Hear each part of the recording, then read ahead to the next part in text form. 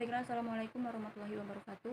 Kami dari kelompok 2 dengan nama anggota Islami Marsanda, Ayu Anggrista, Devi Selvia, dan Welly Damayanti yang akan mempresentasikan materi kami dengan judul fungsi dan jenis anggaran.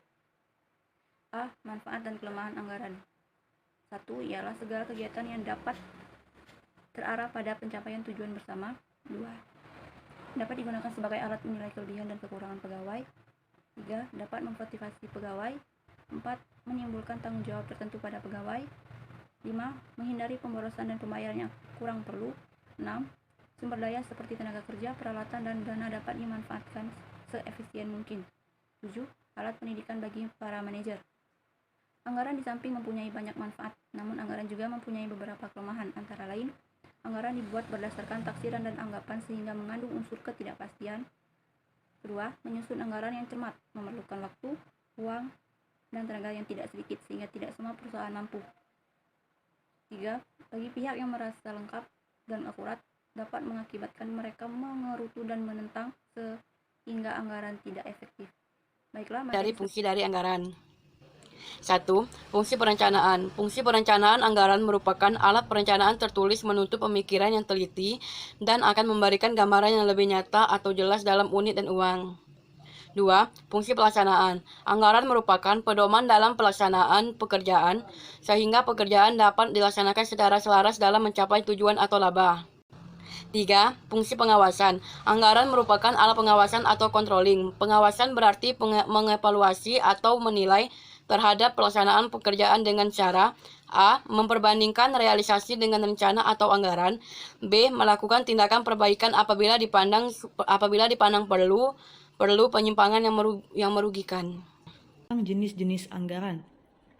Menurut dasar penyusunan, anggaran terdiri dari yang pertama, anggaran variabel. Anggaran variabel yaitu anggaran yang disusun berdasarkan interval atau kisaran kapasitas atau aktivitas tertentu dan pada intinya merupakan suatu seri anggaran yang dapat disesuaikan pada tingkatan-tingkatan aktivitas atau kegiatan yang berbeda. Dan yang kedua ada anggaran tetap. Anggaran tetap yaitu anggaran yang disusun berdasarkan suatu tingkat kapasitas tertentu. Ada juga menurut cara penyusunan. Anggaran terdiri dari yang pertama ada anggaran periodik. Anggaran periodik adalah anggaran yang disusun untuk suatu periode tertentu. Pada umumnya periodenya 1 tahun yang disusun setiap akhir periode anggaran. Dan yang kedua ada anggaran kontinu. Anggaran kontinu adalah anggaran yang dibuat untuk mengadakan perbaikan anggaran yang pernah dibuat.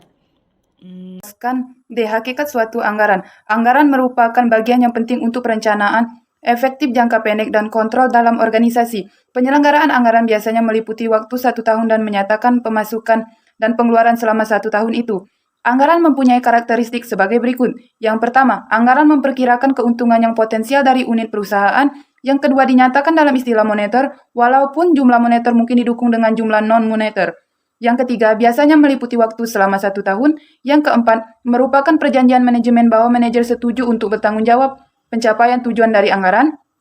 Yang kelima, usulan anggaran diperiksa dan disetujui oleh pejabat yang lebih tinggi dari pembuatan anggaran. Yang keenam, sekali disetujui anggaran hanya dapat diubah dalam kondisi tertentu. Yang ketujuh, secara berskala kinerja keuangan aktual dibandingkan dengan anggaran dan perbedaannya dianalisis dan dijelaskan. Proses persiapan anggaran harus dibedakan dari strategi perencanaan dan peramalan. Kaitannya dengan perencanaan strategi. Perencanaan strategi adalah proses menentukan hakikat dari ukuran dari beberapa program yang harus dijalankan dalam mengimplementasikan berbagai strategi organisasi. Baik perencanaan strategi dan anggaran melibatkan perencanaan, namun kedua jenis kegiatan perencanaan tersebut berbeda dalam prosesnya. Proses pembuatan anggaran difokuskan pada 1 tahun, sedangkan perencanaan strategi difokuskan pada kegiatan yang diperluas pada periode beberapa tahun. Perbedaan lain antara rencana strategi dan anggaran adalah bahwa rencana strategi terstruktur melalui pusat tanggung jawab. Perbedaan terhadap kegiatan peramalan. Bertentangan dengan anggaran, peramalan mempunyai karakteristik sebagai berikut. Yang pertama, peramalan dapat atau tidak dinyatakan dalam istilah moneter.